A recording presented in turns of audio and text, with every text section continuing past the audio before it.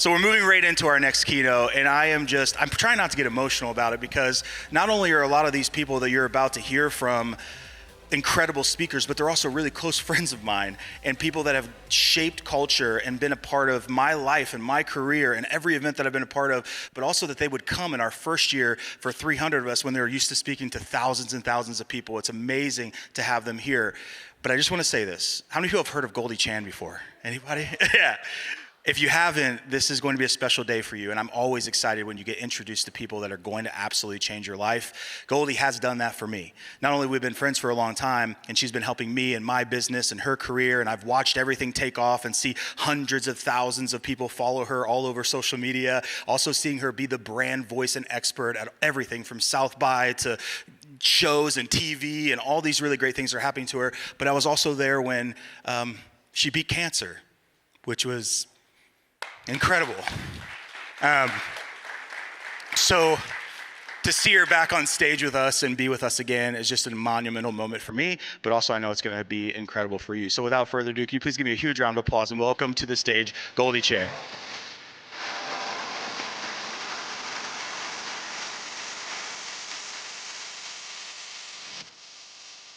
All right, thanks. All right, hi everyone. Thank you, Marcus, so much for that amazing introduction. Marcus is one of the coolest and best MCs that I know, and also a close personal friend. He is doing amazing things. But you're not here to hear about Marcus and I's friendship as much as I could talk about that for half an hour. You're here to hear about the power of personal branding, and we are going to get into that right now. So when we're thinking about personal branding, I like to always do this quote. When you're in your lane, there's no traffic. So when we're thinking about building our own personal brand, or maybe for some of us, rebranding who we are, who here in the audience has had a major career change in the last 10 years? Who here has had a major career change in the last 5 years? Who here is tired of raising their hand? Yeah, okay. So when you're thinking about your personal brand, it's helpful to take that energy that you have when you're thinking about changing your career, and we're gonna go through a bunch of different things today. We're gonna run through so many different slides, and I'm going to start with myself as a case study, so you can learn a little bit more about me, but also so you can immediately get some takeaways about building your personal brand. Okay, so here I am. I'm the case study. That's me in a Microsoft commercial talking about literally building my brand. It doesn't get much more meta than that. Okay, so how did I build my personal brand? Well, I did it through a variety of different ways. So I did it through creating LinkedIn videos when it was in beta in 2017 to 2018. I also wrote for Forbes as a senior contributor. I do speaking, which once again, very meta because I am on stage speaking to you right now. I also do brand collaborations with brands like Adobe and Microsoft and Lego. I also have been featured in the press, and I run my own branding agency. So I'm sure so many out there in the audience know what it's like to be not only a multi-hyphenate, but to be doing multiple job roles at once and or running multiple companies at once. So prior to blowing up on LinkedIn, I worked over a decade in marketing. And why is this important? It's important because your experience as a leader matters. So all of those different job roles that you had over time, right? For everybody who raised their hand and said, hey, I changed my job 5 years ago. I changed my job 10 years ago, or what I did for a living. All of that experience is helpful and useful and will get you a personal brand that has impact, that matters, that has legacy. So what did I personally build with my personal brand? So I was able to get on different platforms. I was able to do collaborations, press, and build an agency for my personal brand. And I will go into collaborations a little bit later, but collaborations is a word to think about. When you are stuck, when you are thinking, how can I take my personal brand or even my business to the next level, collaborations is key. Who can you grow with to grow up together? Okay, so here's some of the platforms that I leverage: LinkedIn, Forbes, and speaking. So let's get into LinkedIn. So on LinkedIn, I'm an OG LinkedIn top voice when they still did it internally. My nickname is the Oprah of LinkedIn, which is pretty hilarious. I made over 800 daily consecutive videos on LinkedIn. Yes, I didn't sleep a lot. No, it was a terrible idea. I wouldn't recommend it to my worst enemy, but what it did get me was so much visibility that Forbes reached out and asked me to write a column on personal branding. Once again, I'm just going to say the word meta about 1,000,000 times in this, so meta to be asked that. I was hyper-focused on branding and marketing because that's my brand. So take a second from here and start to think, if I'm building my personal brand today, which some of you might be, what are some of the keywords that you want associated with your personal brand? What are some of the ideas that you want associated with your personal brand? For me, it's branding and marketing. I'm also a LinkedIn Learning instructor and mentor. So if you go onto LinkedIn Learning, you can also watch some of my courses there. So Forbes, I actually left Forbes this year. Sometimes it's good when we are thinking also about our career, is especially for some of us who do 10 jobs at once, sometimes it's nice to do 8 jobs. Sometimes it's nice to do 5 jobs. Sometimes it's nice to think about, how can we cut back on the things that people say, oh my gosh, I can't believe you would ever leave that job. And why? We do that because we're ready for the next stage, right? We're ready for the next thing. I'm not going to say what it is here, but I have some things cooking in the works. And one of those things required me to let go of an identity that I've been holding on to for a very long time, writing for Forbes. Millions of views, hundreds of articles, etc. And this year I won Journalist of the Year. Yay. Now I'm also, and this is, I'm not even going to say it anymore. I'm a keynote speaker all over the globe. I'm currently speaking to you right now. This is live, yay. Okay, and I work with brands like this. So these are all brands that I've either worked with, or I've spoken at those conferences, or I've done brand deals with. Just some names to throw out there. And I've been featured in a ton of press, and here's some of the press that I've been featured in. And I also run my agency called Warm Robots, and I started this agency prior to the AI evolution that we're seeing right now, so it has nothing to do with AI, but everyone thinks it does. Okay, so now we're gonna get into the meat of it. So that was my little case study of me. That's how I've grown my personal brand, some of the elements I've used. Now I'm going to go into how you can build your personal brand. So first of all, why build a personal brand? In our amazing tech-fueled environment, personal branding is key for standing out and advancing your career. I love quotes. If you are the CEO of your life, you have the power to stage and compose it the way you want it to be. And that's the thing about personal brands. Personal brands is the story that you tell others, right? Versus reputation is what others say about you when you're not in the room. And we can only control one of those things. I'm sure a ton of you were also in high school at some point, and we all know what that was like. So in that case, when we're thinking back a long time ago, we could only control the story that we're presenting to others, and we can't control the story that other people are saying about us. So here's a few reasons why we also want to grow our personal brand. We're going to go through each of these. We want to build credibility. We want to strengthen our network. We want to share the wealth of knowledge. We want to be a stronger advocate for internal causes. And we want, for those of us who are gainfully employed, higher job stability. So building your credibility. If you are trusted, you are someone that everyone wants to work with. Who here has ever hired someone because of a recommendation?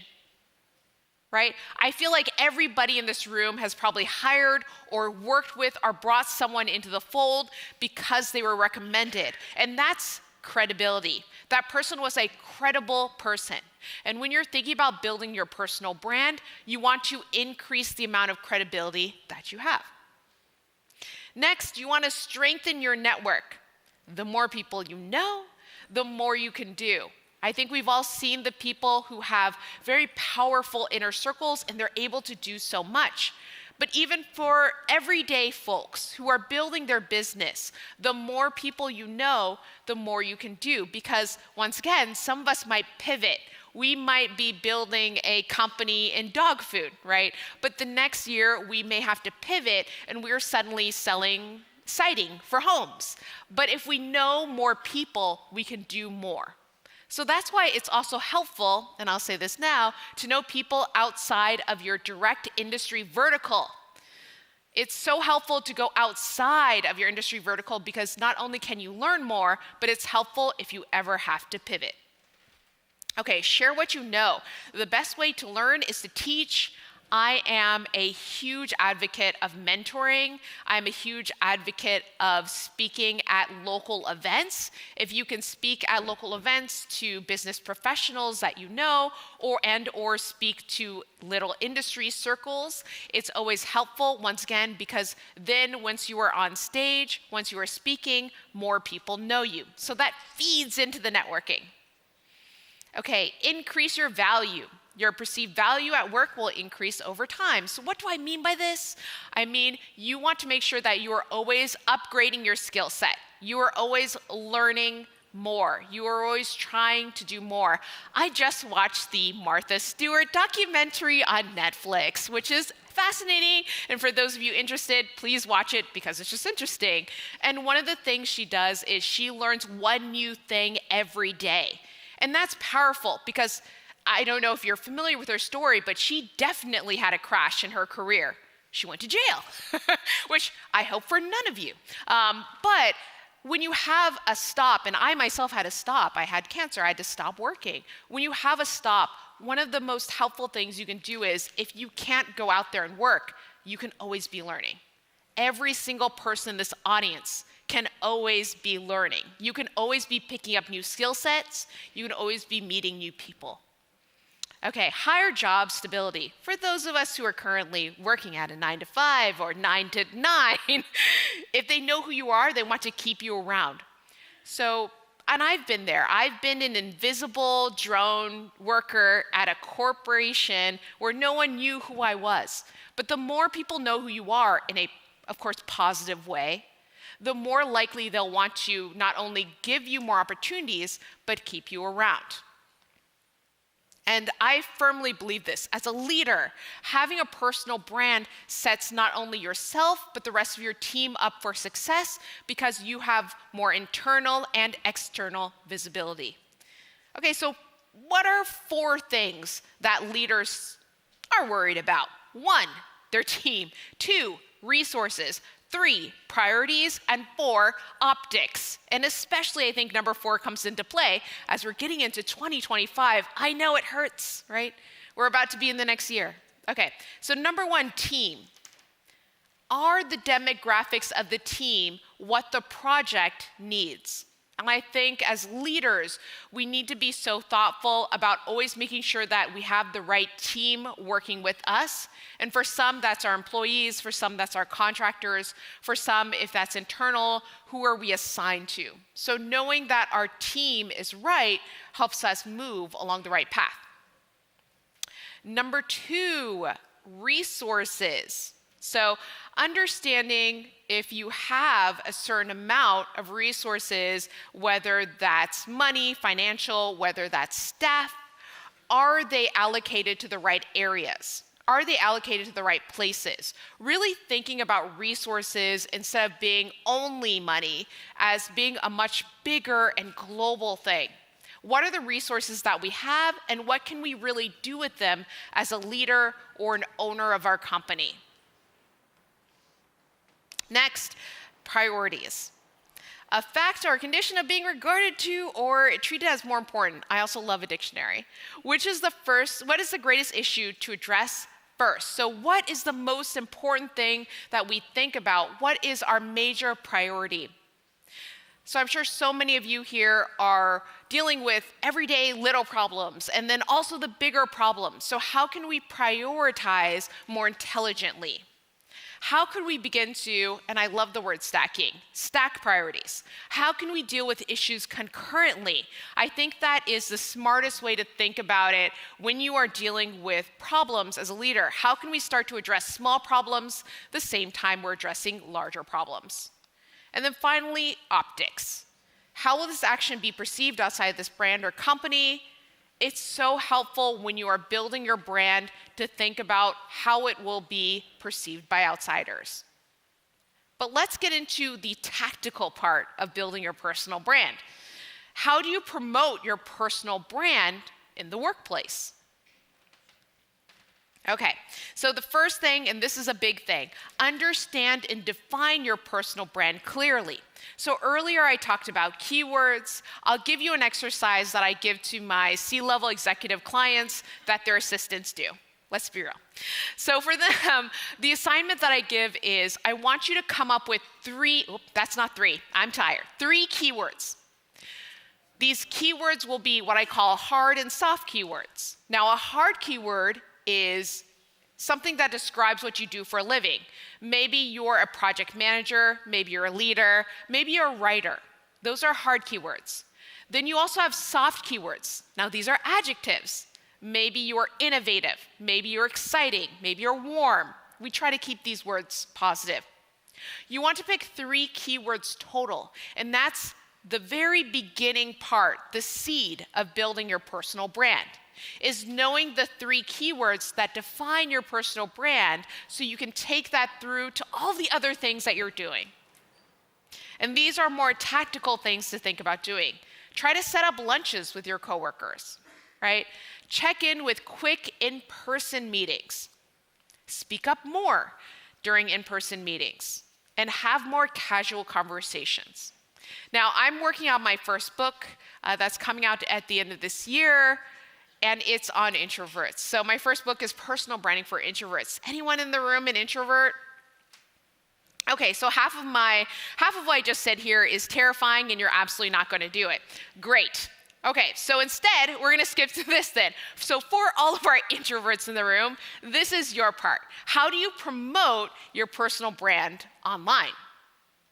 Okay, so number 1, same principles. We're going to understand and define our personal brand clearly. And you can also post regularly on platforms like LinkedIn and raise your virtual hand during online meetings. So I'm not going to give you the playbook, for LinkedIn in this talk because that would be many, many, many hours, many more than we have. But we're going to go over some simple things that we can think about with LinkedIn. Okay, so here's 3 tips for LinkedIn. Like, comment, and share relevant news articles. We're also going to share our own leadership-related career story, and we're going to describe how you handle a project or team. So let's dive into each of these right now. So the cool thing about LinkedIn is LinkedIn has its own news curation. If you've ever logged onto LinkedIn, especially on desktop, it's a little easier to see.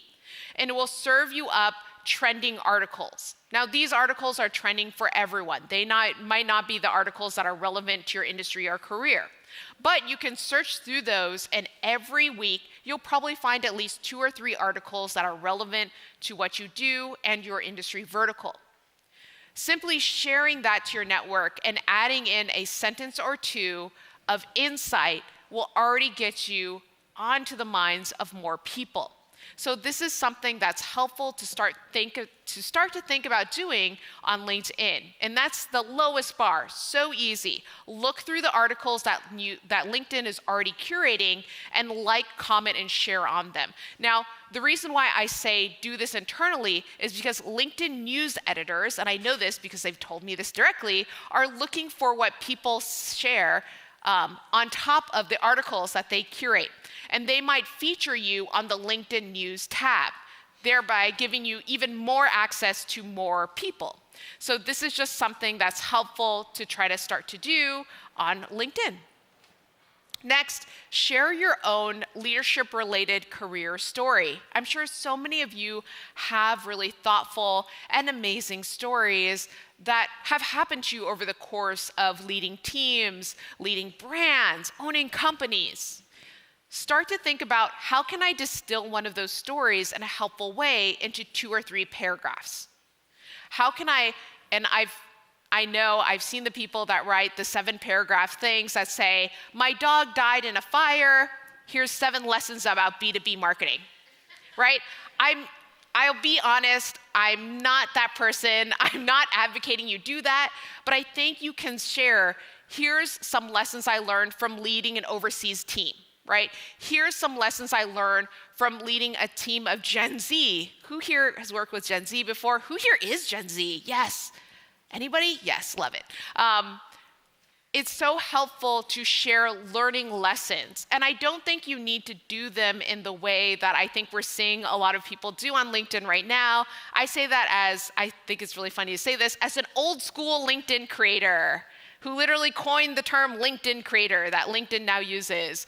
When I started creating content in 2017, I didn't think we had to make content that said, my wife just left me, here's 3 lessons in marketing for businesses, right? We don't have to make that kind of content to be interesting and exciting for other people. Next, think about how you potentially handled a project or team and put that into a post. So there's a bunch of different ways you can also create content on LinkedIn. You can do either short posts, you can do a LinkedIn newsletter, and definitely check out newsletters if you haven't already on LinkedIn. You can also do videos, you can do LinkedIn Live.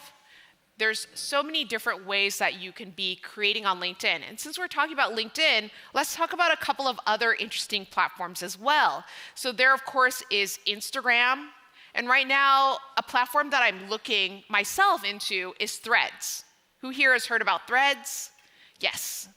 So Threads is really interesting just because I'm not going to comment about why, but Twitter is losing a lot of followers, and a lot of those followers are going to one of 2 places. They're either going to Threads or they're going to Blue Sky. And Threads, to me, feels like a great place to start to build your brand if you aren't already, because Threads is connected to Instagram. So you're already getting that built-in audience that is learning more and wants to be writing more. And I am a writer myself, so I love to be on a platform that is text-based, and Threads does that. And Threads, if you watch, the numbers for users are slowly and steadily increasing. And of course, there's a couple of other platforms that I also want to mention. I'd be remiss to not mention TikTok. I am on there, but I don't create that much on there. I prefer Instagram. And there's a couple of other platforms as well, Snapchat, etc. But I think, to me, it's all about LinkedIn. And if I was not on LinkedIn all the time, I would be on, quite frankly, Threads or Blue Sky. So think about that when you're thinking about growing your career and you're thinking about what platforms might it make sense to be on. Always think about, what is the format that I like to create and share my story with? So whether that's video, text, etc., and how can I share it? And of course, there's other platforms to think about, like Substack, right? For anyone who wants to get into blogging, Substack is a great option. And one of the things I like about them is they also internally recommend similar newsletters to their audience. So if you're writing a financial newsletter, they'll recommend you to other people who have already subscribed to other financial newsletters. So that's a pretty powerful thing. Substack, Medium are also great ways to begin to build a foundation so you can share your message.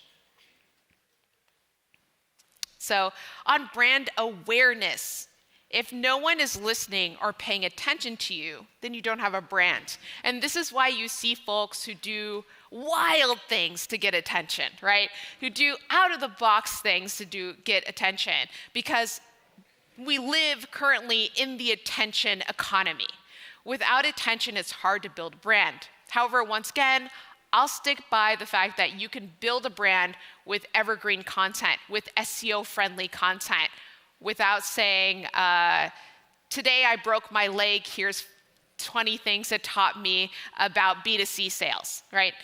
So you can do all of that with the right kind of content. Okay, next, on brand growth. If you want to grow fast, follow. If you want to grow slow, lead. And what do I mean by this? So one of the very first hacks on social media, and you may or may not know this, was in order to grow followers, people would follow and unfollow. So they would follow hundreds of people, and then as soon as those hundreds of people would follow them back, they would unfollow all of them. So that way their numbers looked higher. And it's a good way to grow, and it's also a good way to do outreach. So it's helpful in some ways to follow new people online. But if you want to grow slow, lead. And what do I mean by lead? Well, I mean like thought leadership, right? So by sharing that you are an expert in the field, by sharing all of your knowledge with others, the more that you can appear to be online a trusted expert, the better your brand will do and the better your personal brand will do over time.